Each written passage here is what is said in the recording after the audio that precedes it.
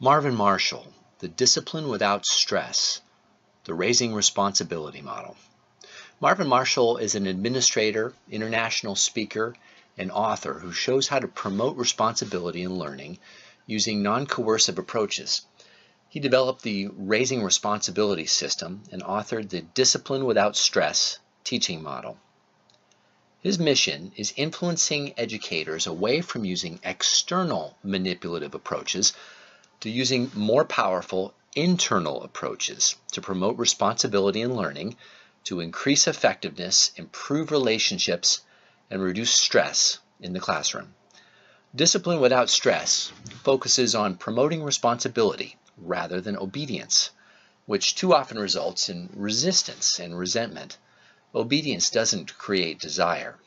However, when responsibility is promoted, obedience comes as a natural byproduct. The approach uses a comprehensive teaching model rather than just a series of techniques. It's totally non-coercive. However, it's not permissive. It uses a positive learning environment at all times and is proactive, setting the stage for dealing with disruptive behaviors before they occur. It's a very constructivist approach, using student examples to create a 4-level hierarchy that's meaningful and relevant to them. The approach is based on just a few principles. Number 1, positivity is a more constructive teacher than negativity. Number 2, choice empowers.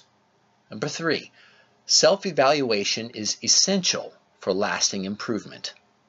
Number 4, people choose their own behaviors. Number 5, self-correction is the most effective approach to change behavior. Number 6, acting responsibly is the most satisfying of rewards. And number 7, growth is greater when authority is used without punishment. Now let's focus on the 3 main principles: positivity, choice, and reflection, which can reduce stress because they enhance the management of our world. First, positivity. People do better when they feel good, right? Positive comments engender positive attitudes and promote feelings of being valued, supported, motivated, capable, and proud.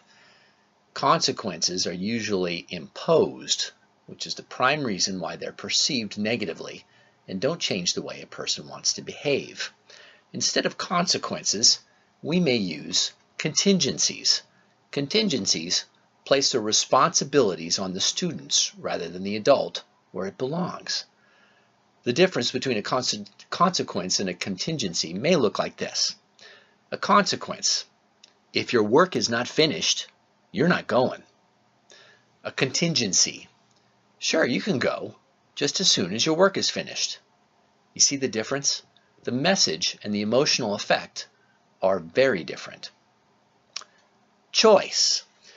People can choose their attitudes and responses to any situation, stimulus, or impulse. They need not be victims. They have control and they have choice. This enables self-empowerment among students and deepens their investment in learning. Reflection. Self-evaluative questions are a powerful teaching and learning strategy. The best answer a teacher can give is often a good question. Self-evaluation is the most effective route to change and growth. Practicing the principles of positivity, choice, and reflection reduces stress. These 3 principles also improve relationships and increase effectiveness in influencing others to change their behaviors. Marvin talks about external versus internal motivation and how it's used. External motivation is influencing behavior through rewards and imposed punishments. Note how the responsibility for learning is on the teacher. Rewards for good behavior teach children that if they're good, they will receive something in return. But this is a false message. Society doesn't give rewards for expected standards of behavior. They're just, expected. Imposed punishments. Students must be harmed in some way in order to learn. And this kills the very thing we're attempting to do: motivate students in a positive way. The Raise Responsibility instructional model. The system is based on the following instructional model: teaching the levels, checking for understanding, and guided choices. There are 4 levels of behavior hierarchy. This is a little different from the ABCs that we're used to. Level A stands for anarchy. This is the lowest level of behavior. This level represents aimlessness and chaos. Students are noisy, out of control, and unsafe. This level is not acceptable. Level B, bullying. Students bother, boss, or bully others. Students break classroom standards, and this is also inappropriate and unacceptable. Level C, cooperation and conformity. Now we're getting there. The student or the class is considerate, complies, and conforms. The motivation, though, is external. Level C students behave and perform to get a reward or escape punishment.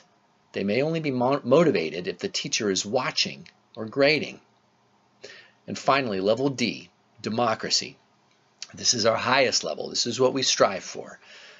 The student develops self-discipline, demonstrates initiative, does good because it's the right thing to do. The student demonstrates true responsibility. The motivation here is internal and not dependent upon rewards or consequences. The foundation of the entire system lies in being proactive by teaching and practicing these 4 concepts of hierarchy. Once taught and practiced, the hierarchy encourages students to achieve at the highest level. The very nature of a hierarchy serves as an inspiration that fosters internal motivation, so students want to act responsibly. Relationships and developing personal ownership in learning is the key. In a classroom where the teacher and the class have a forced relationship, the student who disrupts the class becomes a hero. The reason is that a coercive climate is an adversarial one. In a climate of positive relationships, however, the disrupting student does not receive support from the other students. Learning is optimal when coercion is at a minimum and a trusting, caring climate is at the maximum. Classroom rules may turn into classroom responsibilities, which improves trust and relationships. The teacher spends less time and stress on the traditional discipline and is free to become more of a learning facilitator. The book Raising Responsibility delineates an entire classroom approach, complete with conflict resolution and anger management strategies, and it focuses on achieving the level D behavior and producing internally motivated students. A non-coercive guidance approach is employed rather than an authoritarian coercive approach. These strategies center around the guiding principles of positivity, choice, and self-reflection. Critics would argue that some students would have a hard time developing self-motivation and need some external rewards. This is the traditional method that's widely employed. Furthermore, implementation may require not just a tweaking of methods, but a tremendous amount of self-reflection and a fundamental change in attitude that many established teachers simply won't attempt. When students act out, the easiest route for an overworked teacher is imposing consequence. The proactivity required to make this method work may be beyond the more work that a teacher wants to put in. Thank you.